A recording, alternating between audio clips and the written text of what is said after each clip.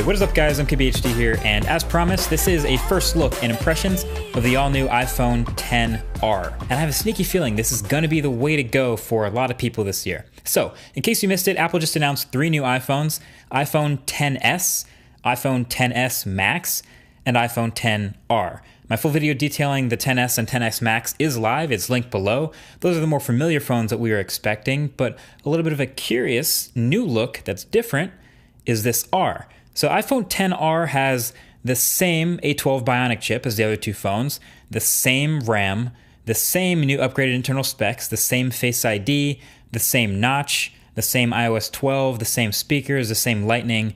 So what's different? What makes it the R? Also, I don't really know what the R stands for. There could be a couple things, but there's a couple things that make this phone the R. First off, it's an LCD display instead of the OLED in the other 2 phones. Not a huge deal on the surface, as Apple generally makes pretty good LCDs, but it's also worth noting it's a lower resolution as well, 1792 by 828, so a little bit above 720p on a 6.1-inch display. So it's not going to be the sharpest screen in the world. It's still over 300 pixels per inch, but you can't even watch 1080p HD videos on this screen, which is a bit of a bummer, so definitely keep that in mind. And then the other difference with the display is the bezels all the way around are just slightly thicker. And this has to do with the fact that you can't bend an LCD display like you can with an OLED. And those other iPhones have a display going right up to basically the edge to the corner, because you can tuck the drivers in the edge and the OLED right up to the corners. That's what they did with the iPhone X. With iPhone XR and this LCD, you have what they're calling a liquid retina display, which basically means they tried their best, but you can't quite get to touching the edge with this kind of screen. So you'll notice every XR has a slightly thicker bezel, a little bit of a chin. It's noticeable for me, someone who's been using an iPhone X for a while, but it's actually still way better, obviously, than the huge forehead and chin we had on iPhone 8.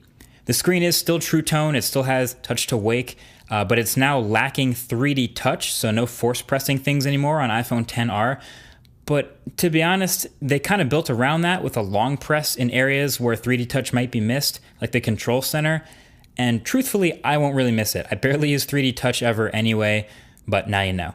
Another major difference, iPhone XR has a single camera, as you can see, instead of the dual camera setup. So this single camera is the same as the primary one on the XS. It's the newest 12 megapixel camera with optical image stabilization, an f1.8 aperture, new image processing, all that. And it still has actually that software-enabled portrait mode as well, including the adjustment of the bokeh effect and everything. So you're really not missing out on much of anything in the camera department at all, just literally the telephoto lens, which is impressive. And then other minor things, the iPhone XR is IP67 rated, not IP68.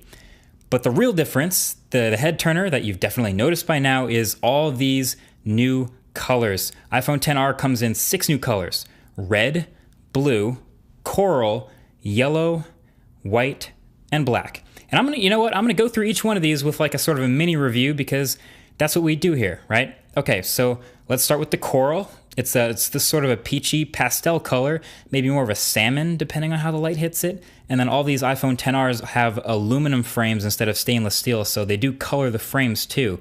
And this salmon has a sort of like this pale orange frame to it. It's all right. I'm gonna go 6 out of 10. White is sort of like your de facto standard. So it actually is brighter and actually white compared to the silver that we have on the iPhone X. So it's actually different. And then the sides are still silver, but they're also pretty bright. Not really a whole ton of contrast on this phone since everything is so bright here. But hey, if you like to keep it clean, this is the clean look. I'm gonna go 6.5 out of 10. Then there's the blue. This is nice. This is like a sky baby blue type of look. And the rails are even more pale blue, but they go together since they both sort of feel like a desaturated in a way. Bonus points if you wear a lot of blue jeans. I think this is giving me iPhone 5C vibes.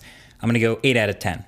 Then black. You already know, I got a soft spot for matte black, and this one is right up that alley. Super clean, stealthy, dark mode, all those things. Even the bands kind of sort of look like Batman's art pieces. Only downside is this one is definitely gonna show the most fingerprints. So I'm going 8 out of 10 again. Then yellow. This one has like a taxi vibe to it. I don't know, there's not a whole lot of yellow items in my life, but if they were, I'm sure this would be more saturated yellow than all of them. And this wouldn't be so bad, but the aluminum sides of this one are really pale. like almost different color yellow. It's kind of weird. It just sort of reminds me of the worst version of the iPhone 5C. I wasn't into that. Not my style. Sorry, yellow. 4 out of 10. And then last but not least, product red. Damn, this is nice. This is like a deep, rich Ferrari red. And we're actually getting it on day one instead of waiting 6 months. And it has that black front. And the colored camera ring looks good on pretty much all these phones, but I'd say looks the best here. And the aluminum frame matches, I'd say, the most closely of any of the colors aside from the white. This one is a winner, easily my favorite color option, 9.5 out of 10. But there you have it. That is iPhone XR. It's like that. It's a funky Frankenstein iPhone with some things from iPhone 8, some things from iPhone 10. It kind of technically qualifies in that way as a new design. And you can even kind of see some of the color of the aluminum frame up on the front. So a wallpaper that matches it does make a real difference. Basically, you can look at this phone as sort of the new iPhone 8. This is the ideal upgrade for someone on an iPhone 8 or older right now, not an iPhone 10. It's going to start at $749 for 64 gigs. Definitely not cheap, but still much cheaper than the iPhone XS. And it's going to come out about a month after the XS in October. So stay tuned for the full review when I do get my hands on these things. But until the next one, thanks for watching. RIP to the home button. Catch you guys in the next one. Peace.